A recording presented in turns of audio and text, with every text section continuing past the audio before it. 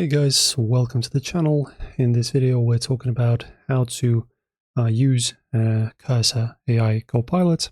So first, it's important to know that Cursor isn't just a normal VS Code extension, it's actually a full editor built on top of VS Code with AI features like chat, autocomplete and inline code suggestions built right in.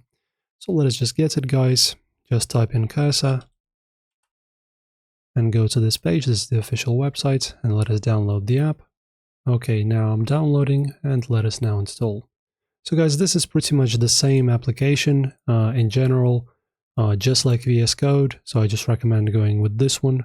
And inside of it, you can of course install all of your extensions, and you can work just the same, just with the cursor also inside. So once installed, we're going to open up the cursor, and you will notice that it looks almost identical to VS Code. Just let me wait for the installation. Okay, so have a look now. So as you can see, super similar. And the best part, Cursor supports all your favorite VS Code extensions, just like I said. So anything you were already using in VS Code will work here too.